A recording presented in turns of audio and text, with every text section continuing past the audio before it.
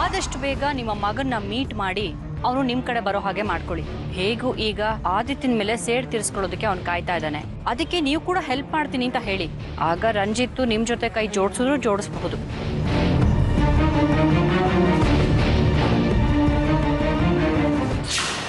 ಹೇಳಿ, ಏನ್ ವಿಷಯ? ಎಲ್ಲಿವರೆಗೂ ಬಂತು ನೀನು ಹೇಳಿದ ಕೆಲಸ?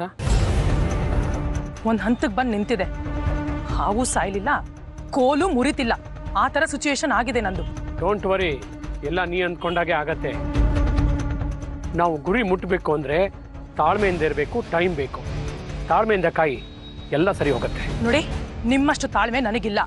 ಒಟ್ನಲ್ಲಿ ನನ್ನ ಬಾಳ್ ಹಾಳು ಮಾಡಿದ ಮನೆಯವರು ಅವ್ರು ಬೇಗ ಹಾಳಾಗ್ಬೇಕು ಅಷ್ಟೇ. ಹಾಗಾದ್ರೆ ನೀನು ಇನ್ನೊಂದು ಕೆಲಸ ಮಾಡಬೇಕು. ಮಾಡ್ತೀಯಾ? ಆ ಮನೆಯವ್ರ ಮೇಲೆ ಸೇಡ್ ತೀರಿಸ್ಕೋಬೇಕು ಅಂದ್ರೆ ನಾನು ಏನ್ ಬೇಕಾದ್ರೂ ಮಾಡ್ತೀನಿ. ಹೇಳಿ, ಏನ್ ಮಾಡ್ಬೇಕು? ನೀನು ನಿಮ್ಮಣ್ಣ ರಂಜಿತನ ಮೀಟ್ ಮಾಡಬೇಕು. ಮೀಟ್ ಮಾಡಿ ಅವನನ್ನ ನಮ್ಮ ಕಡೆ ಮಾಡ್ಕೋಬೇಕು. ನಮ್ಮ ಕೆಲಸದಲ್ಲಿ ಅವನು ಭಾಗಿಯಾಗಬೇಕು. ಅವನ ಸಪೋರ್ಟ್ ಸಿಕ್ಕರೆ ನಮ್ಮ ಕೆಲಸಗಳೆಲ್ಲ ಬಹಳ ಈಸಿ ಆಗತ್ತೆ. ನೀನು ಅವನನ್ನು ಭೇಟಿ ಮಾಡಿ ಮಾತಾಡು. ನಾನು ಮಾತಾಡಲ್ಲ. ಅವನು ಯಾವತ್ತಿದ್ರು ಅವ್ರ ಪಕ್ಷನೇ. ಅದು ಅಲ್ಲದೆ ನಾನೇನಾದ್ರೂ ನಿಮ್ ಜೊತೆ ಇದ್ದೀನಿ ಅಂತ ಗೊತ್ತಾದ್ರೆ ನನ್ನ ಕೆಲ್ಸಕ್ಕೂ ಕಲ್ಲು ಹಾಕ್ತಾನವನು. ನೋಡು, ನೀನು ಹೀಗೆ ಹೇಳಿದ್ರೆ ಅವನು ನಮ್ಮಿಬ್ಬರ ಕೆಲಸಕ್ಕೂ ಕಲ್ಲು ಹಾಕ್ತಾನೆ. ಅವ್ರು ಏನೇ ಮಾಡಿದ್ರು ಸರಿ, ನಾನು ನನ್ನ ಗುರಿನ ಬಿಡೋಳಲ್ಲ. ನಿಮ್ಮ ಅಣ್ಣನ ಮುಂದೆ ನಾವು ಏನು ಮಾಡಿದ್ರೂ ಪ್ರಯೋಜನ ಇಲ್ಲ. ಅವನು ಸೂರ್ಯನ ಮನೆಯವ್ರನ್ನ ಬಿಟ್ಕೊಡ್ತಾನ?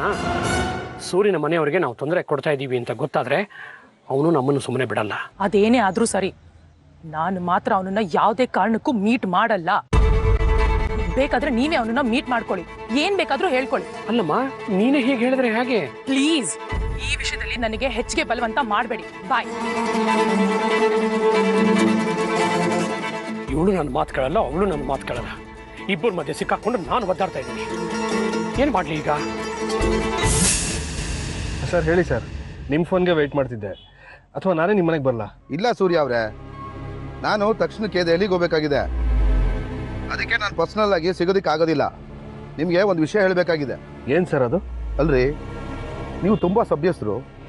ನಮ್ಮ ಪಕ್ಷದಲ್ಲಿರೋ ಶಾಸಕರಲ್ಲಿ ಯಾವುದೇ ಕಪ್ಪು ಚುಕ್ಕೆ ಇಲ್ದಿರೋರು, ನಿಜವಾದಂತಹ ಜನಪ್ರತಿನಿಧಿ ಅಂದ್ಕೊಂಡಿದ್ದೆ. ನೀವು ನೋಡಿದ್ರೆ ಈಗ ಮಾಡ್ತಾ ಇದ್ದೀರಾ. ಸರ್ ನೀವೇನು ಹೇಳ್ತಿದ್ದೀರಾ? ಖಂಡಿತ ನಾನು ಯಾವುದೇ ರೀತಿ ತಪ್ಪು ಮಾಡಿಲ್ಲ. ತಪ್ಪು ಮಾಡಿಲ್ಲ ಅಂದರೆ ಅದು ಯಾವುದೋ ಹುಡುಗಿ ಕಿಡ್ನಾಪ್ ಕೇಸಲ್ಲಿ ನಿಮ್ಮ ಹೆಸರು ಹೇಗ್ರಿ ಕೇಳಿ ಬರ್ತಾ ಇತ್ತು? ಸರ್ ನಿಜವಾಗ್ಲೂ ಅದು ಹೇಗೆ ಅಂತ ನನಗೂ ಗೊತ್ತಿಲ್ಲ. ಇದರಲ್ಲಿ ನನ್ನ ಪಾತ್ರ ಏನೂ ಇಲ್ಲ ಸರ್. ಏನೂ ಇಲ್ಲ ಅಂದಮೇಲೆ ಸಾಕ್ಷಿಗಳು ನಿಮ್ಮ ವಿರುದ್ಧ ಹುಟ್ಕೊಳ್ಳೋದಕ್ಕೆ ಹೇಗ್ರಿ ಸಾಧ್ಯ? ಸರ್ ಯಾರೋ ಬೇಕು ಅಂತ ನನ್ನನ್ನು ಸಿಕ್ಕಾಕ್ಸೋದಕ್ಕೆ ಈ ರೀತಿ ಪ್ಲಾನ್ ಮಾಡಿದ್ದಾರೆ ಸರ್. ಬೇಕು ಅಂತ ಮಾಡ್ತಿರೋ ಬೇಡ ಅಂತ ಮಾಡ್ತಿರೋ ಅದು ನನಗೆ ಗೊತ್ತಿಲ್ಲ. ನಾನು ವಿರೋಧ ಪಕ್ಷದವರಿಗೆ ಆನ್ಸರ್ ಮಾಡಬೇಕು. ಅದು ಅಲ್ಲದೆ ಹೈಕಮಾಂಡ್ನವರು ನನ್ನನ್ನು ಪ್ರಶ್ನೆ ಮಾಡ್ತಾ ಇದ್ದಾರೆ. ನಾನೇನು ಹೇಳಿ? ಸರ್ ನನಗೆ ಸ್ವಲ್ಪ ಟೈಮ್ ಕೊಡಿ, ಇದರಲ್ಲಿ ನಂದೇನೂ ತಪ್ಪಿಲ್ಲ ಅಂತ ಪ್ರೂವ್ ಮಾಡ್ತೀನಿ.